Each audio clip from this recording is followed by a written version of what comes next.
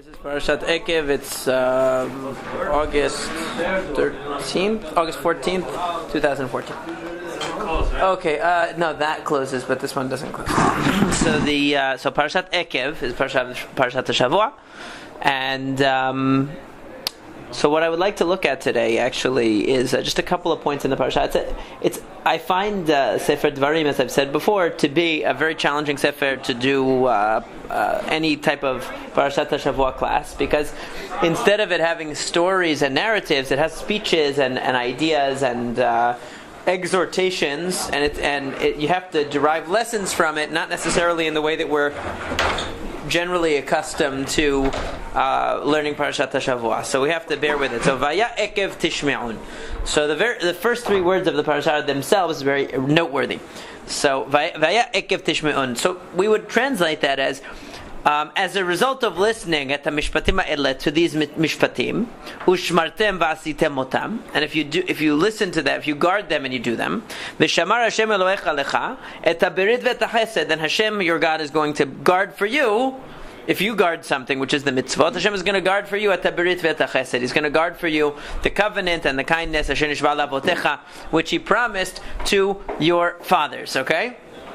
But the word Eqev is an unusual word. Generally, we would say Vaya im tishme'u et hamishpatim, or el hamishpatim ha'ele. Eqev okay. It came from when Esau grabbed what's his name's foot. It doesn't necessarily come from that. The word Eqev appears in a couple of places. The first place that you find the word Eqev appear is with Yitzchak Avinu, when Hashem is speaking to Yitzchak for the first time, and He says to him, Eqev asher shama Avram bekoli, because Avram listened to me, vayishmor mishmarti mitzvotai v'chukotai v'torotai. That's the pasuk where Hashem speaks to Yitzchak. Akev means a heel, but Eqev means because, or as a result of. Okay, like that. That's the pasuk. Eqev asher shama Avram bekoli. That since Abraham listened to Hashem, therefore there was a zechut for his children that they would receive the blessings that Hashem promised them. So here we have Vaya Eqev Tishme'u, and it would have been easier to write Vaya Im Tishme'u. Okay, we get the point. What's Eqev for? So the Ramban here, so Rashi takes a what we would call a midrashic reading of Eqev. He takes a homiletic reading of Eqev. What does he say? It comes from the word Akev. If you keep the mitzvot that a person stomps on with their heel. Okay, so it comes from the word Akev, to stomp on it with your foot. What does it mean, the mitzvot that you stomp on with your foot? It means that the mitzvot that people that are kalot, that are light in people's eyes, they don't consider them especially significant. A person will say, I'm very religious because I don't kill anybody, and I don't cheat on my spouse, and I don't steal, so I'm very religious. They observe what they consider to be the basic moral code. But the things that are more nuanced, that are more that in a way are considered by the Hamon Am, by the average person, to be less fundamental to being a religious person, those they don't take as seriously. So Vaya Eqev Tishme'un, Rashi is saying from Midrash Tanchuma, Ima mitzvot takalot, that if the devil is in the details, they say. Okay, really the measure of a person's devotion to Hashem is, if it's a devotion that has exceptions to it, it's already limited. Right? If they're finding areas, domains of life where they say, well, in this area I'm not going to apply the principles of Torah. In other areas that are very critical, that are very important, I'm going to apply the principles of Torah. But in this area I'm going to do what I want. So that means that the individual is not fully committed to Hashem. They're not fully committed to allowing Hashem's wisdom to guide their life. If they have certain aspects of life that they are shielding from any influence from the Torah or any guidance from the Torah. And these are the things people stomp on the ground. In other words, areas that a person doesn't consider to be fundamental, and therefore thinks that they don't have to follow what the Torah says about those areas. So, according to Rashi, really what Vaya Eqev Tishme'un is saying is, if a person's listening to the Torah is a total listening. In other words, if they don't exempt any areas because they seem to be minor from. If they don't pick and choose, and how do people pick and choose? They pick and choose what they think is the most important. Usually, I mean, sometimes people pick and choose on different standards, but they generally pick what they think are the most important things, and other things they think, okay, Hashem will forgive me, and I don't have to be that particular about these other things. So the the person who's looking to who looks at the Torah, what is really the point though? What is a person who chooses only the things they think are important for following the Torah? Why do they do that? What's the philosophy of such a person, or what makes them tick? Convenience. That's what they're exempting themselves from things because of convenience, right? It's my system, not God's system. In those areas, that's true. But why would they do that? They would do that because their main concern is, like, why are certain Sfaradim especially, they're very careful about certain things. Let's say they're very careful about Chametz on Pesach, Yom Kippur, maybe Taharat HaMishpacha. It depends on the community, but they're careful, very, very careful about certain things. So strict like Ashkenazim. Ashkenazim are more 10 times strict. I'm talking about the non-religious ones. Oh, non-religious ones? Yeah, I'm talking about non-religious. They're scared. Right. So it's a matter of fear, right? It's really a matter of fear. So they choose the things that they think Hashem is the most makpid. Right? Hashem is the most is most concerned about certain things in terms of the consequences. If you're looking at it in terms of consequences, then you're going to hedge your bets and decide. If you feel that you need to tailor the religion to your convenience, then you're not going to tailor out the things that you think are going to bring you the worst consequence. You're going to tailor out the things that you think, okay, that I can handle the consequences of that. I can, it's a minor consequence, but something that's karet, or something that I'm going to lose olam haba, something that's a very severe consequence, there I'm going to be more machmir. So what is the person really basing it on? The person who takes those mitzvot lightly is a person who's more concerned about the consequences and about suffering consequences. So they minimize the suffering in their mind that they're going to receive. But that's not ahavat Hashem. That's not coming from a love of Hashem. A love of Hashem is, I want the Torah to be a part of every aspect of my life. I want to integrate every element of my life with the Torah. I want it all to be illuminated by the Torah. I want it all to be guided by the Torah. That's love of Hashem. But saying, no, I don't want to, I only am going to do the important things, is saying, really, it's a religion of fear. It's about fear. So therefore, I'm going to protect myself in the areas that seem the most dangerous. I'm not going to violate anything that seems very dangerous. But but that doesn't mean that the things that are of minor danger, okay, that's not so important. But a person who actually values kirvat Elohim, we would say, closeness to Hashem, really values, really has ahavat Hashem, really wants to develop their understanding of Hashem, come closer to God, that person is going to look for every opportunity. He's not looking to exempt himself, he's looking for opportunities. How can the Torah be part of this? What does the Torah have to say about this? Well, what mitzvah can I do in this situation? Because he's looking for ways to elevate himself. But the person who's just looking to avoid punishment, he's got to make sure that he satisfies his obligations in the most basic level, and other things not. So according to Rashi, that's exactly what the Torah is saying here. It means if a person keeps the mitzvot wholeheartedly because he desires to do what's good, he desires to do what's right, not because he's avoiding punishment, then he's truly, authentically, sincerely observing the Torah for the right reasons, and then Hashem is going to support and promote the Jewish people in the ways that they've been promised. That's the way that Rashi understands Eqev. It's based on the midrashic connection of Eqev, the heel of the person stomping on those mitzvot that are so-called kalot, less important mitzvot, but it's that's the midrashic, the homiletic reading. But the idea is a good idea. I mean, that we can see what Rashi is trying to say here, because the question always is in Sefer Dvarim. What is Moshe Rabbeinu seems to repeat himself a lot in Sefer Dvarim. There's a lot of the same idea. Keep the mitzvot, and Hashem is going to give you blessing. Don't violate, don't add on to it, don't subtract, and Hashem is going to bless you. I mean, how many times do you have to tell me that? There's so many times that's repeated. So each time we have to look for what's new. Rashi says that's what's new. The Ramban here is really fascinating. This Ramban, I should have photocopied it for you. I didn't do that. But the Ramban here is just really remarkable and interesting on the word Eqev. So he says, Tam Eqev. He says the reason of Eqev, I'm reading from the Ramban, Kemo ba'avur. It means because of. Ba'avur. Because. V'chen Eqev asher shama Avraham bekoli. That's the pasuk from Bereshit when it says because Avraham followed the mitzvot, he listened to Hashem, so therefore Yitzchak was blessed, right? And he mentions Rashi, but then he leaves Rashi on the side for a second. He says that the Ramban asks a question that nobody else asks, or that only the Seforno also asks, which is why specifically the mishpatim. What about all the mitzvot? Why does it only mention mishpatim? Mishpatim are what kind of mitzvah? generally. Mitzvot is the most kolelet of all of the things, right? It's the most inclusive. Mitzvot applies to everything. But then within mitzvot we have chukim, mishpatim, edot. We have a lot of different subcategories of mitzvah. So what is a mishpat usually? What is a mishpat generally?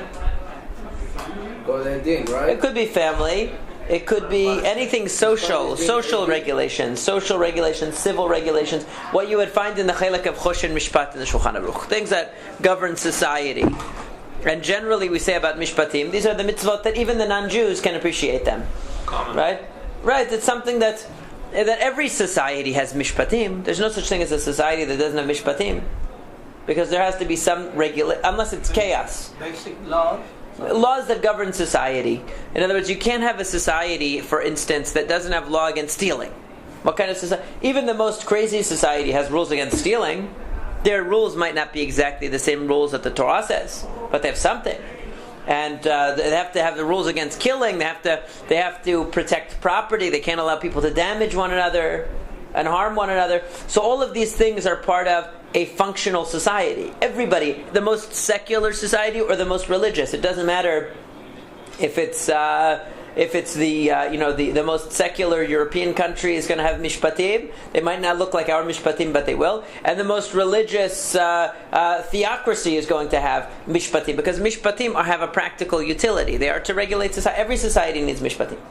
Okay, chukim are really what make the Torah unique. Chukim are the laws that are what you might call the uniquely Jewish laws. A person like No reason. Right, there's no apparent reason, let's say. Now there's a reason on a deeper level, but let's say a non-Jew or a person who's looking at government in a pragmatic way. That's the way that I understand mishpatim and chukim is not on the reason versus not reason, because like there's a very long Ramban where he says, of course all the mitzvot have reasons. What do you mean they have reasons? Hashem gave it for a reason. It just means it's not apparent.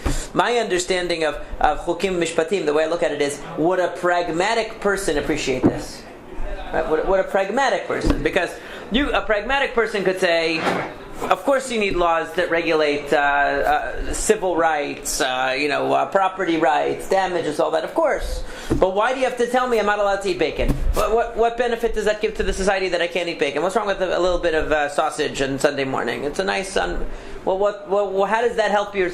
So that's something that a person who, when it says the non-Jews make fun of the chukim, it means that they look at it and they say, how does that make your society more functional? It's just it looks random, it looks arbitrary. Because you know why? Because it comes from what makes the Torah unique, not what the Torah has in common with everybody else. The mishpatim are what we have in common with everybody else. All societies have to have mishpatim. Our mishpatim are better. Our mishpatim are given by Hashem. Obviously, they're better. But all societies have mishpatim, and they could say, okay, you regulate things your way. We can look at France. They have certain laws different than America. Okay, you deal with theft. You have certain rules with murder. Certain rules. Okay, we understand. You have your rules. We have our rules. Different states within the United States have different rules about those things. That's fine. As long as every state has rules, we're okay. They see the Jewish people, they have rules. That's good too. But chukim go into my philosophy of life. Okay, it's not about mishpatim. If whether I keep Shabbat or not, does it hurt you? Does it help you? It doesn't hurt you. It doesn't help you. A pragmatic person will say, "What is the benefit of keeping Shabbat to you? Why is the government insisting, so to speak? Why is the law of your country, of the Jewish people, saying you have to observe Shabbat? How does that work?" So, like the Sadia Gaon differentiates between what he calls the mitzvot sichliot and shim'iot, but it's the same idea. Sichliot means rational laws, meaning these are the laws that anybody will recognize you need for an orderly society. Shim'iot are the ones that are from revelation. We wouldn't know that you needed laws against certain kinds of food, or laws against certain types of laws that bring kedusha, or sha'atnez, or anything like that. If we didn't have the Torah, we wouldn't have those laws. So the mishpatim specifically refer to societal laws, and the Ramban says that maybe the reason why it emphasizes mishpatim, he says along the lines of what Rashi says, is that these are mitzvot that people just in the same way that mishpatim are the most critical for a society. In other words, every society has to have them. They're fundamental to any society. You can't have any civil society without mishpatim. At the same time, they're the ones that people might take the lightest. Why? Because they're not between me and Hashem. They're between me and another person. It's easy for me to understand why I have to be religious Now, if we flip, in other words, if we flip things, when we're looking at it from the perspective of a person outside looking in, they say, okay, I understand the mishpatim, I understand why you have civil laws and all that. Why do you need religious laws? But the religious person says the opposite. They say, when it comes to religious laws, I see how that brings me closer to God. That's where I need to invest my energy. I need to be very machmir about kashrut, and it has to be halak bet Yosef, and it has to be bishul Yisrael, and it has to be kemach yashan, and all of those things. And then it has to be 3 pairs of tefillin, and it has to be also this. There are all kinds of chumrot ben adam lamakom, right? I said 3 specifically because I don't want to, That's not So why do you need that? Because in the area between ben adam lamakom, we understand that there's a reason to be machmir. That people value the chumrot in those areas, but you don't see too many people who are very, very makpid about what it says in the civil laws between people. When it comes to business, there's the story about the kid that goes to school and the teacher asks, who was the most important Jew in history? And so the first kid says, it must have been, Abraham. And she said, no, that's not right. And so the next kid raises a hand and says that the most important Jew in history was, of course, it was Moses. No, that's not right. Jesus. And so the third kid, this Hasidic kid, stands up and says, it was Jesus. The teacher says, that's right, you're right. He gets the prize. He comes home, he says, Dad, you're not going to believe, Tati, you're not going to believe, because he's a Hasidic kid. He comes home, he says, you're not going to believe what happened at school today. They asked us, what was the most important Jew, and everybody got it wrong, and I got it right. I said, Jesus. The dad said, Oy vey, how could you say Jesus? Why didn't you say Moshe Rabbeinu? He said, listen, Moses is Moses, but business is business. I wanted to win the prize. So anyhow, that's the way people look at it. Business is business. So when it comes to that, we don't need to be so religious. So that's what the Ramban says. When it comes to mishpatim, many people, they don't take them as seriously, and that would be consistent with what Rashi is saying. Rashi is saying, don't just look for how the Torah informs your religious practice, because everybody does that who's a religious person. Look at how it informs the way you interact with other people, because that's actually the real measure of a person.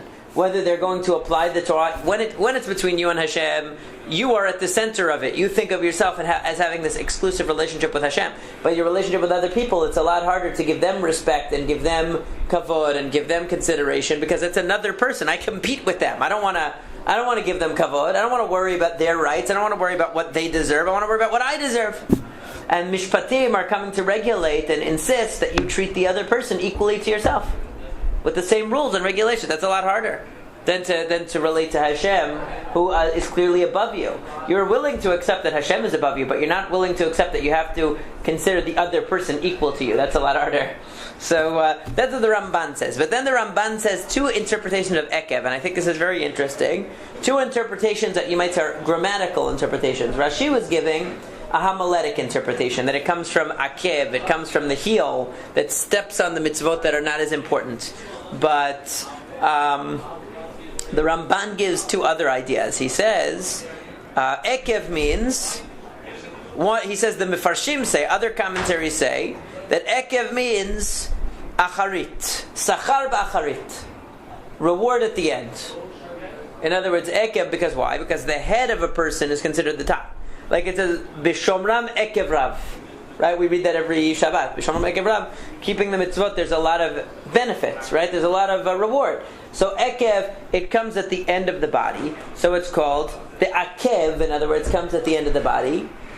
And so that's the reward that comes after you do the mitzvot. As opposed to Rosh. We use Rosh to be in the beginning of something, Reshit. Okay, so Rosh is the part of the body that's the top. So we would call that the beginning of something, is Reshit Davar, is the beginning. And the Eqev is what comes after, because the bottom of the body is the heel. Okay, which comes first? Which way did you say come first? Hopefully your head comes first, unless you walk around upside down.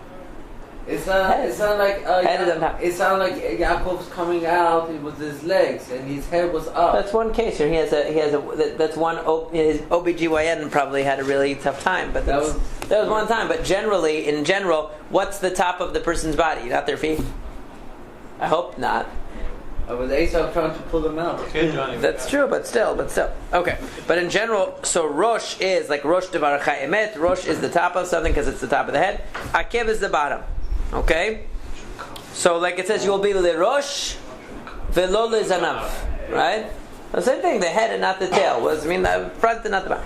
So that's the first interpretation that the Ramban gives. So according to that, Eqev means, Ve'aya Eqev Tishme'on means, it's not telling you what you're... In other words, if you read the way Rashi reads, Ve'aya Eqev Tishme'on means, if you keep the Eqev, if you keep those mitzvot that are trampled on, right? If you keep those, that shows that you're really devoted to Hashem. But if you look at it as the way the Ramban's first interpretation, Eqev means the consequence. Vaya Eqev Tishme'un, and it will be the consequence of listening. Eta mishpatim ha'ela, to these mishpatim. That's the Ramban.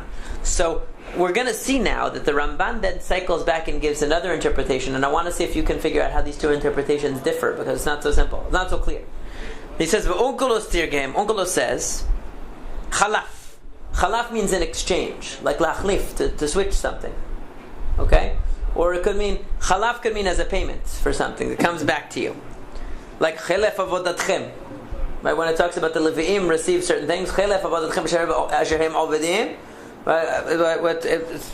When it talks about the Levi'im receiving certain things. So he says, asa'o lashon sivuv. So that means Eqev comes from the word circle, going around. Okay, sivuv. How so? Because, for example, nigzar min ve'aya he'akov l'mishor. Like it says, he'akov l'mishor. The thing that's bent around will be straight. Akov means curved around. And mishor is straight. Misovevet umukefet, something that's circling and it's encircled. Yomar. So now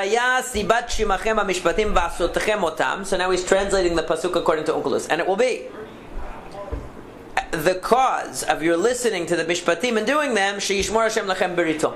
So then Eqev means the cause of your listening will be the cause of good things happening to you. That's what Eqev means. Okay. And then he says, similar to biglal davar hazeh, because of this thing. Biglal means besibato. Milashon v'galilu et ha'even. Very interesting. In other words, what is biglal? Biglal in Hebrew means because. Right? In modern Hebrew also biglal. So what does biglal come from? Liglol, to roll something. To roll something. Okay, so he says that sibuv or siba comes from the root of circle. Okay? And biglal, which is another way of saying a cause, comes from the word of rolling something. Also, something rolls. It's also usually circular. It rolls. Okay, spherical. V'chein al dati, and similarly, according to me, kol lashon akiva, every word of akev or ekev is gilgul v'sibuv. It means rolling or going around. Akov alev is means bent of heart. Vayakveni ze pa'amayim. It says about Yaakov Avinu. Vayakveni, that when Esav is complaining. Vayakveni zefa'amayim. He tricked me twice. Right? That's what he says to his father. What did you say? I didn't hear you. What did you say? Vayakveni. Anytime it says Yaakov, it means curved, something curved. Ve'ehu asav okva talks about Yehu doing some trickery. Inyan gilgulin v'sibot. It means things that are gilgulin. Again, gilgul also comes from the word liglol, to roll. Right? Sibot, causes or rolling. Okay, one thing leading to another. V'lachen yikru Yaakov Yeshurun. That's why Yaakov is called Yeshurun, straight, yashar. Why? Ki hefech Yaakov mishor, because the opposite of bent is straight, obviously, right? The opposite of bent or curved is straight. V'chein achorei regel shenekra akev. So this is very interesting. He says, why? We were thinking about it the other way. We were saying that why does Eqev mean a consequence? Oh, because the heel is what's at the end of the body, and the reward is what comes at the end of a task that you do. Right? So he says, no, it's not. That's not it. It's the opposite. Do you know why the heel is called a heel? Why it's called Eqev? Because it's curved. And the word Eqev means something that comes around in a circle. So the heel is something that's curved around. Okay, it's called that because it's me'ugal, because it's circular. The heel is rounded on the end. And then he talks about kapot because it looks like a spoon. That's why the hand is called the kaf. Okay. Now, So Yaakov is straight, and then Esav is... The word Yeshurun, that's used for the Jewish people, means straight. Yaakov means curved. Because he uses roundabout ways of getting things, right? Even the word roundabout means round, right? The word circularity, the roundness, is the theme. And what is okay? Or we have a term, well, he's not talking about Esav right now, so that's a totally separate thing. Ba'akifin. When we say he came, ba'alav ba'akifin, we also say in modern Hebrew, they still use that term. Right? Somebody who comes around in a sneaky way is ba'akifin. They sneak around. Why? Because la'akof means to, just like la'akov ve'okev et machane Yisrael. He brings a midrash from Sifri. Ve'okev means to go around, and ba'akifin, even though it's a fei instead of a vet, it's the same idea, to go around, okay? So anything that goes around is called Eqev. So it's interesting because I was wondering, in the end though, really these two ideas seem like the same thing. Because initially he said that Eqev means that as a result of doing the right thing, what comes after you do something is the result, right? So the Eqev, the result is, just like the foot comes at the end of the body, the reward comes at the end of the mitzvah that you do. So essentially, it's the same idea. So b'sibat davar hazeh, because of as a result of, it's of the mitzvot or the listening, the observance that you're going to do, you're going to get a reward. So what difference does it make if it's gilgul, if it's biglal, if it's about rolling, if it's about the circularity, or if it's about the end of the body? It's the same idea, really. Is he saying a different idea? Because he brings in onkelos as if it's a different thing. Chalaf comes from sibuv. It comes from a different language. Cholef means to go around in the same way. So what is he adding here? Is what I'm wondering. What is he adding? It's the same idea, cause effect. So I have a thought about it. Maybe that what he's trying to say is he's differentiating between, there are really two kinds of consequences a person can have. One consequences are always a result of a cause. But the relationship between the cause and the effect could be of two types. You can have a cause and effect. Like, let's say a person goes to work every day. They put the punch card in, and they work as a busboy or whatever. They work in the restaurant from 9 to 5. They get their paycheck at the end of the week, right? Now, they worked for the boss. The boss benefited from the work that they did, so he has to pay them. And that's the way it works.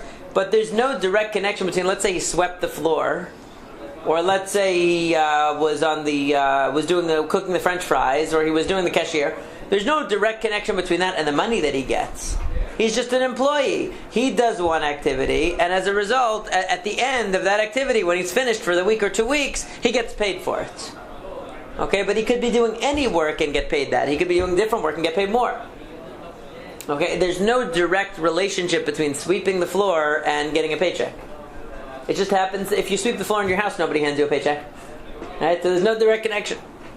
So one way of looking at the reward here, Eqev tishme'un, is it's something that comes at the end. In other words, you do these things. If you do these things, I'm going to pay you. I'm going to reward you. But there's another way of looking at it, which is, like they talk about karma, right? What goes around comes around is basically what he's saying. There's a circular idea here. Eqev is referring to the circularity. Biglal is coming from liglol, to roll something. We say in English to get the ball rolling, right? The ball rolls, or there's a spherical idea here that what you do comes back to you. In other words, the goodness that you bring into the world is exactly what you're going to benefit from. It's not two separate things. You benefited your boss by working at McDonald's or wherever you're working, right? So he pays you back, but there's no real intrinsic connection between your work and the paycheck. Whereas if your job is, what you are doing is increasing the tikkun olam, so to speak. You are making the world a better place by doing the mitzvot, by listening to the words of Hashem, by becoming a wise and understanding people, and therefore creating positivity in the world, then you are the beneficiary of the positive that you create in the world. It's not two unrelated things. There's a natural, organic relationship between the mitzvot and the chokhmah and the goodness that you are going to do and the resultant benefit that you are going to gain from doing it. It's not unrelated. They're not unrelated to each other. It's that you are doing this activity, and Hashem therefore is going to support and promote you so you can continue to do this activity, which again is going to lead you to greater heights, which again Hashem is going to invest and support you. So it's a constant circular motion. The goodness that's coming in the world, that's making the world better, is also making the world become a stronger and stronger platform for you to accomplish your goals. Think about it, that when people, the more of a just and moral society we create, the more we benefit from living in a just and moral society. If we live in a community that's very strong on Limud Torah, let's say our Beit Midrash continues to grow and it brings the light of Torah into the community even more, so then we wouldn't say, we brought the light of Torah into the community and now we're looking for some extraneous reward. No, the reward is now we get to live in a community that's full of Torah. And it's full of the blessing of Torah, and that people are now going to support Torah because they're going to see the beauty of Torah. They're going to invest more in the Torah because they're going to want to support it more. It's a natural process. It's not something that's you do one thing and the reward comes at the end. It's something that the reward, the benefit is integrated and intrinsic to the mitzvot, the doing that what you're performing and what you're learning leads to the barakah directly. It circles back around to you like that. And that's what the Ramban, I think, is trying to say with the whole idea of sibuv, that there's a circularity. Not that it's disconnected, but that the investment that you're making by doing the mitzvot, but you reap your own reward. It's not something separate from the good that you're doing. If we establish justice in our society, we benefit from living in a just society. We don't say, what's the benefit of establishing a just society and having a fair society? Saying what's the benefit of having a just society is not realizing that living in a just society is a benefit. Okay? How could you, saying, just like if somebody, to use a crude example, right? If somebody offered you a check for $10 million, you wouldn't say, well, what's in it for me? Why should I take it? What do you mean, why should you take it? I'm offering you $10 million. Okay, nobody would ask that. But if they said, why should I do mitzvot? They say, well, what's in it for me? Maybe because you're going to create, in your own life, you're going to improve your life, you're going to improve your community's life, you're going to bring more positivity into your environment and into your society. And then you're going to benefit from that.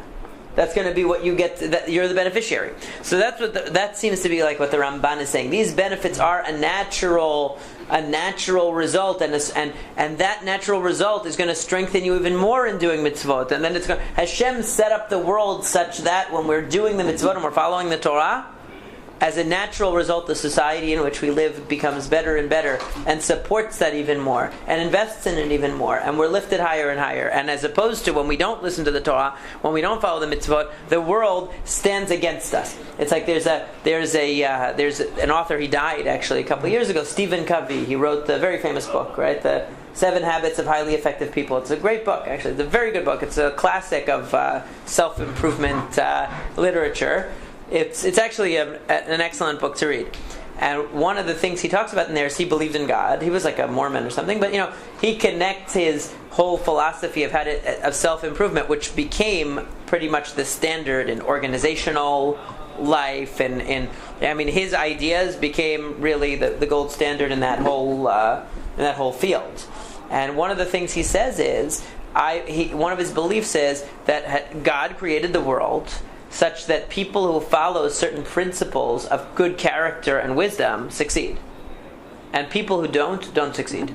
And if you understand the principles, if you try to use gimmicks, he always said, if you try to use gimmicks to cheat the system, you won't succeed. Eventually you will fall. And he says there are many self-help books that try to teach you tricks and gimmicks for getting what you want. A good example, although I don't remember if he actually mentions this there, he might have in passing alluded to it, but the even more famous classic book of How to Win Friends and Influence People by Dale Carnegie is an example of a book that gives you a lot of gimmicks and tricks for how to get people to like you.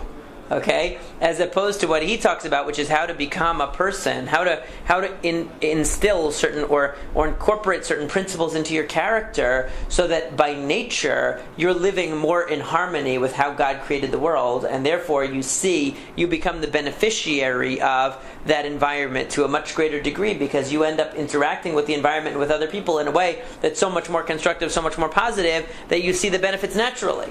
And his books are excellent and worth looking at if you have time. He died in an accident a couple of years ago, which was very sad. But he wrote several books, numerous books on the same topic. Some for business, some for personal, some for teenagers, like all different, targeting these principles to different people, and it's really worth reading.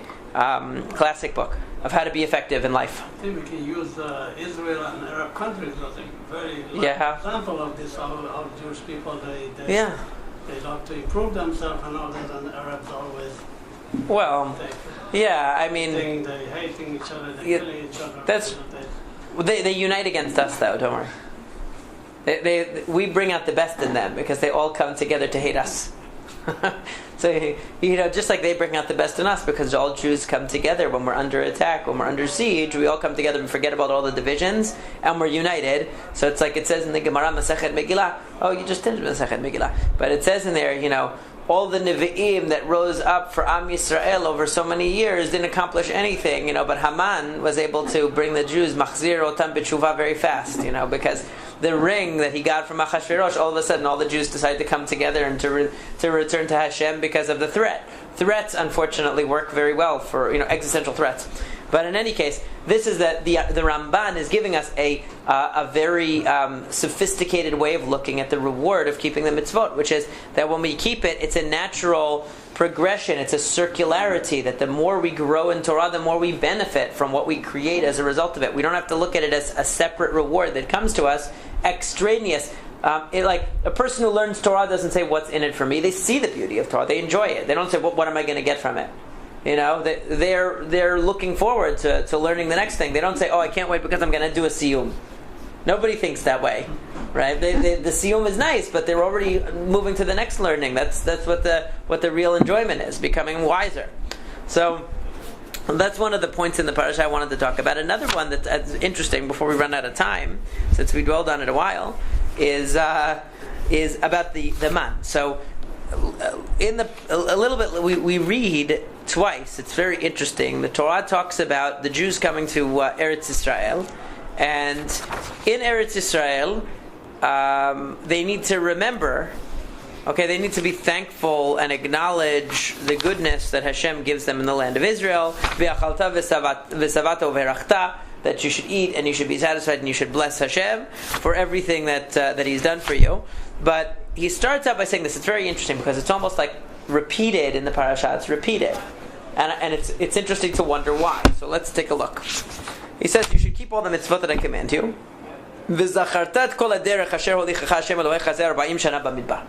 Remember all the way that Hashem guided you the 40 years in the desert,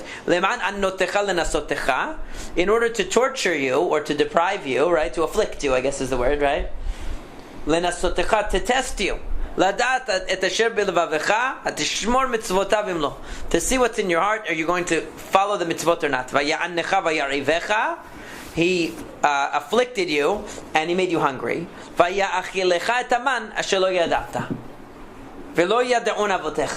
He fed you the man, which you didn't know and your fathers didn't know. Why is that important that they didn't know? So what? My fathers didn't know what, maybe my father didn't know what eggplant parmesan was. So what difference does it make what your fathers knew or didn't know?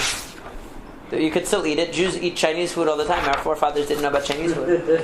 They like Chinese food, but that doesn't mean that Moshe Rabbeinu knew about it. To teach you,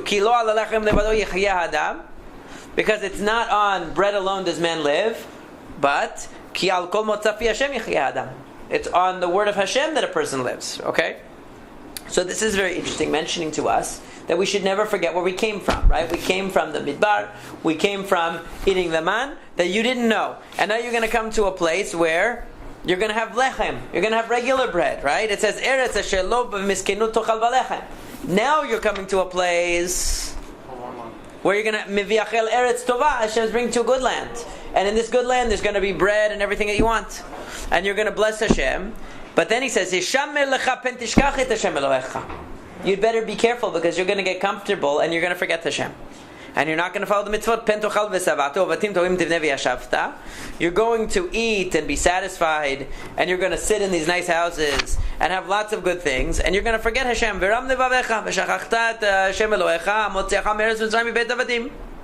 and you're going to forget Hashem that took you out of Mitzrayim from the house of bondage, the one who brought you through the desert, she gave you water. He mentions it again. He fed you man in the wilderness that your forefathers didn't know about. Why did he do that? He did that in order to afflict you and to refine you, so that you would be better in the end. And you're going to say, no, I did this. I'm the one who made Israel so great. Not because of Hashem. So, why does it have to mention this thing about the man? And why does it mention that the man is something that we didn't know and our forefathers didn't know? What's the significance of that? So, in order to explain that, I'd like to go back to something even more basic, which I don't have in front of me because I only have the book of Dvarim, but that's okay, I don't need it. What does man mean? What does man mean? Where did who called that stuff man? Does anybody remember? Who? What is this? Right. Vayikru Beit Yisrael et Shemo man. The Jews called it man. And why did they say, it says, Vayomer ish elachiv manhu. Manhu meant mahu. What is it? Ki lo yad'u mahu. Right? So they said to each other, manhu, because they didn't know what it was. It was a way of saying, what is this? Okay? It means in shist. What is it? Manhu. That's what it means. Okay? You don't think I know Farsi? We better watch it. Right? So what does it mean? What is this? So what is the point of lo yad'un avotecha? It's something they don't recognize. So generally, what gives a person a sense of security? You know what's They're familiar with it. Somebody gives you something you never saw before. It doesn't give you the same security. It doesn't give you the same sense of comfort, of reassurance. Okay? So what is the whole idea? Hashem brought you to a place where you realize that whatever conventional things made you feel secure back in Egypt, they don't exist. You're in the desert. There's no conventional way of surviving in the desert because you don't survive there. And Hashem gave you the tools to survive in an unconventional way. To the point, Asher lo yadata v'lo yade'un avotecha, a way that you don't know and your parents don't know. Meaning there's no tradition of this. How do we know how to live our lives? How do we know what to eat for breakfast, lunch, and dinner? Because your parents teach you, right? Oh, you eat this for breakfast, you eat this for lunch, you eat this for dinner, bread, rice, whatever the food is that you eat, you learn it from your culture, learn it from parents. And that's what, if you can't put bread on the table, then I'm not living a good life. I'm living a life that's not up to standard. This is not going to make me feel satisfied. And that's why we look at those weird people who leave society and eat leaves of tree bark in a cave as being really weird, because they're not, even though they might be surviving fine, but they're not following conventional ways of survival. And we feel that the conventional ways of survival are the ways that really are the ones that mean you're succeeding. Okay, that mean that give us comfort and that give us a sense of why do people, for example, go to the store and buy tons of kasher LaPesach products that they're never going to eat and that no person even wants to eat? Okay, why do they do that? Because they feel that because their diet is going to change to something that they're not used to, they're not going to be able to survive. They get very worried. That's what happens. And so the Jews survived in the Midbar on something that's unconventional, completely out of the realm of the conventional. They came from a place where there was conventional bread put on the table and in Mitzrayim, and they came to a place where there was no convention, and they had to live on something which was supernatural. Al kol motafi Hashem yechia hadam means Hashem will find a way to help you survive with or without humanly sanctioned ways of survival. In other words, the form, the mode of survival might not look like a mode of survival that's humanly recognized. It's not something that it would be a conventional form of survival, a conventional type of home, or a conventional type of food, or a conventional type of clothing. And yet, you were able to survive, which shows you that what's providing you with survival is not that you're following the program of somebody else. And by the way, the people who survived, for example, in Nazi camps, Yimach Shemam, right? In the Nazi camps, who were the people who survived in camps that everybody else died in? They were the people who didn't follow the instructions. The people who followed the program, they were destined to die. It was the people who said, you know what, I'm going to buck the system. I'm going to do things. I'm not going to listen to what they tell me to do. I'm going to figure out what makes sense to do. I'm not going to follow the program that they set, because the program that they set is for their agenda, not for me. So I need to find the way that I'm going to survive, and that I'm going to be able to make it. And so many of those people who took risks and were quick on their feet and thought outside the box, they were the ones who were finding ways of sustaining themselves, of keeping themselves hydrated, of doing all kinds of things that the average person follows the conventional program, even if it's given to them by Nazi guards. They say, okay, the way to survive is follow what the program is that people tell me to do, like a robot. Then I don't cause any trouble and I'll be able to survive. Okay? Measuring my survival by the reassurance I get that I am getting the approval of society. So when people see a weirdo with who doesn't shave and doesn't eat what everybody else eats and doesn't live in a house like everybody else lives and doesn't go to school like everybody else goes, they think he's some kind of a freak. Okay, but if he's doing fine, what he doesn't have a problem with that. He's not beholden to societal conventions. Okay, he could be a weirdo. I'm not saying he could very well be a weirdo, but I'm saying that doesn't necessarily mean he is, because the Jews were able to break. That's why it's vaya'anecha. It took away their comfort. It afflicted them to have to live in a way that isn't the normal, conventional way for people to live. And that should make you think that even when you are surviving, in other words, here's the chidush. So now, even when I am surviving with bread, or with meat, or with conventional food, I shouldn't think that it's because it's bread or meat or conventional food that I got in the supermarket that's why I'm surviving. I'm surviving al kol motzafi Hashem yichya adam. I'm surviving because God provides to all of His creatures a way to survive. I happen to choose to eat the conventional food that human beings make. But that's not the only way that Hashem has to provide for me. If you find yourself in the wilderness, are you just going to sit there and die? No, don't you remember Tom Hanks in Castaway? That's a really boring movie, but he's able to survive. Okay, people are able to survive but if they think only in terms in the box, then when they're in a situation outside the box, they won't find a way to survive. So if a person believes Hashem provides sustenance wherever you are, it might not be the conventional form. Don't become attached to the conventional form for its own sake.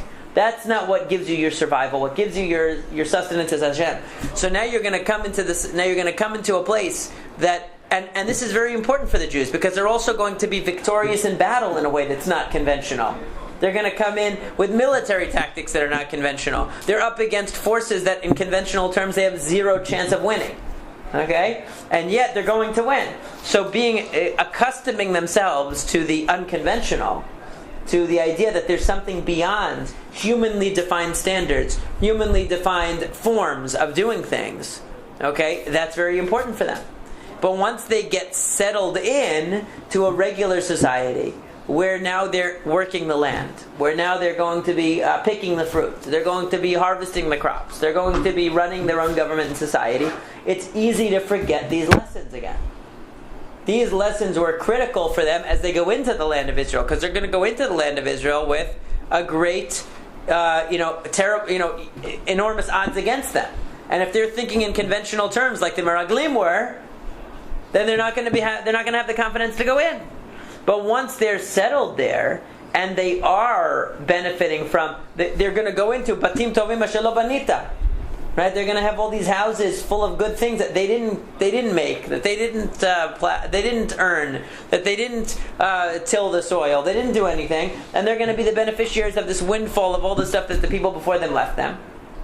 Okay? And they're going to get settled into a conventional existence. Will that conventional existence cause them to forget that even underneath the conventional existence is HaKadosh Baruch Hu? And it's so easy to forget that and to think that no, the reason why I succeed is because I went to school for 12 years, and then I went to college, and then I went into the business like I was supposed to, or I went into this profession like I was supposed to, and then I bring my paycheck here like I'm supposed to, and I go to the supermarket, and if there's nothing in the supermarket, oh my God, there's no food. I'm going to die. That's the way that a person normally thinks you follow the conventional program. But if they see underneath it that no, that's one way. That's one way, but if you get locked in that way, then what ends up happening? You think that human beings are the ones that really are providing everything. Where does bread come from? Shaptalite, right? The bakery. That's where it comes from. It doesn't. No, it doesn't. It comes from some farmer who has to plow the ground and plant seeds and harvest, and Hashem has to bring rain, and then God forbid there's a frost during the harvest season that could destroy the crops. There's a lot of factors that go into it that are beyond our control, but we don't see it because in our conventional society, all we see is the end product, and we think that where do cold cuts come from? The butcher. No, it's not true.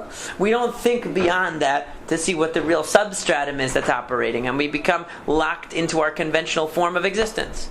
And therefore we think kochi ve'otzem yadi, that it's my power that's making this.